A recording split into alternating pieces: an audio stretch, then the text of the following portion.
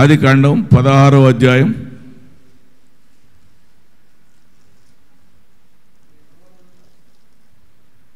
13వ వచనం చదువు. అది చూచుచున్న దేవుడవు నీవే అను పేరు తనతో మాట్లాడిన యెహోవాకు పెట్టెను. ఏలయనగా నన్ను చూసిన వాని నేనెక్కడ చూసిదను కదా అనుకొనెను. పైన చదువు, 7 నుంచి చదువు. యెహోవా దూత అరణ్యములో, చదవండి ఒకళ్ళు చదవండి, నీటి బుగ్గ యొద్ద అనగా షూరు మార్గములో బుగ్గ యొద్ద ఆమెను కనుగొని, శారాయి దాసి అయిన హాగరు, ఎక్కడి నుండి వచ్చితివి, ఎక్కడికి వెళ్ళుచున్నావని అడిగినందుకు అది నా యజమానురాలైన శారాయి యొద్ద నుండి పారిపోవుచున్నానెను. అప్పుడు యెహోవా దూత నీ యజమానురాలి యొద్దకు తిరిగి వెళ్ళి ఆమె చేతి క్రింద అణిగి ఉండుమని దాంతో చెప్పెను. మరియు యెహోవా దూత నీ సంతానమును నిశ్చయముగా చేసేదను, అది లెక్కింప వీలు లేనంతగా విస్తారమవునని దాంతో చెప్పెను. హల్లెలూయా. ఏం చేశాడు? హాగరు, శారాకి బిడ్డలు లేరు. అబ్రాహాము శారా దగ్గర పనిచేస్తుంది.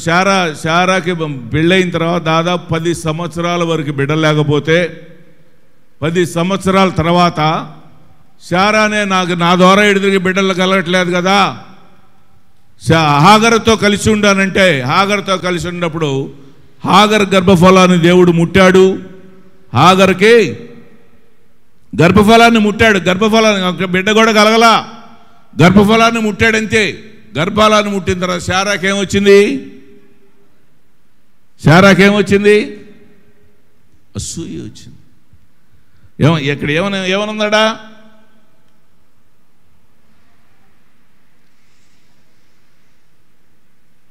ఇదిగో ఇక్కడ పైన చదవండి,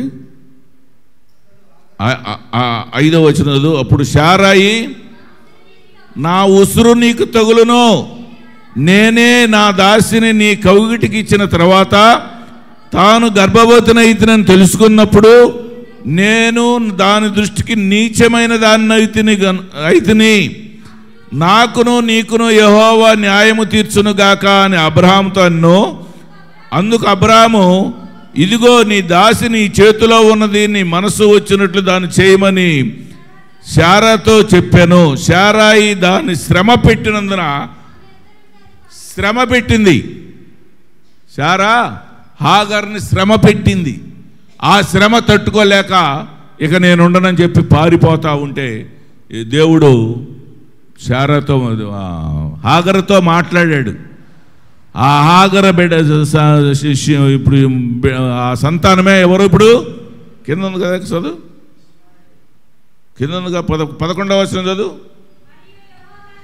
యెహోవా దూత, ఇదిగో యెహోవా నీ మొరను వినెను, నీవు గర్భవతి ఉన్నావు, నీవు కుమారుని కని అతనికి ఇష్మాయేలు అని పేరు పెట్టుదువు. హల్లెలూయా.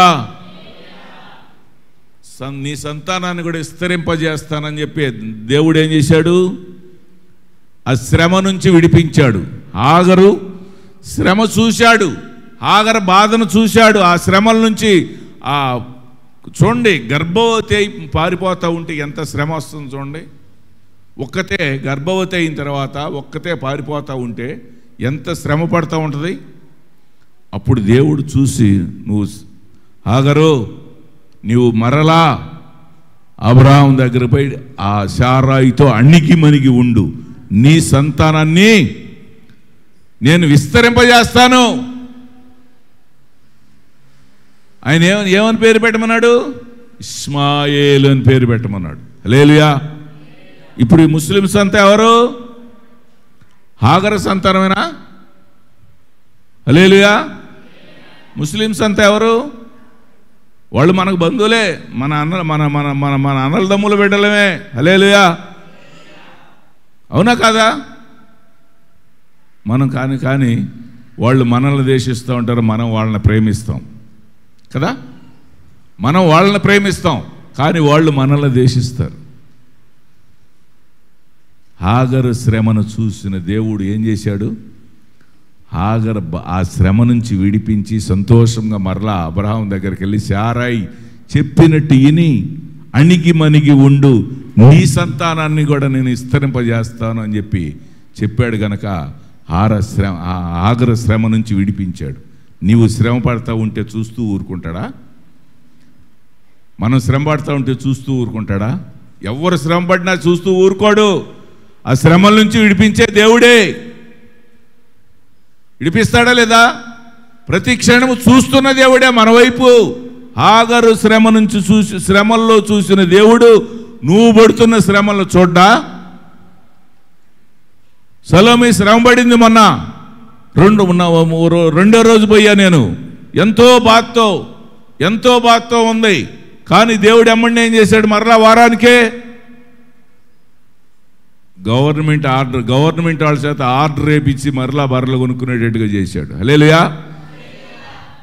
చేశాడా లేదా? సాక్ష్యం చెప్పలేదండి. కొనుక్కున్నావు చెబుతావా? ఓకే. హల్లెలూయా, హల్లెలూయా. దేవుడు ఎవరు శ్రమ పడుతున్నా చూస్తా ఊరుకోడు. శ్రమల నుంచి విడిపించే దేవుడు, బాధల నుంచి విడిపించే దేవుడు, ఇబ్బందుల నుంచి విడిపించే దేవుడు, ద్వేషింపబడుతుంటే ఇబ్బంచే దేవుడు, పరిస్థితిని చూసి విడిపించే దేవుడు, నీతిని చూసి మన్నే ఇంకా రక్షించే దేవుడు. హల్లెలూయా, హల్లెలూయా. ఎన్ని తెలుసుకున్నావు?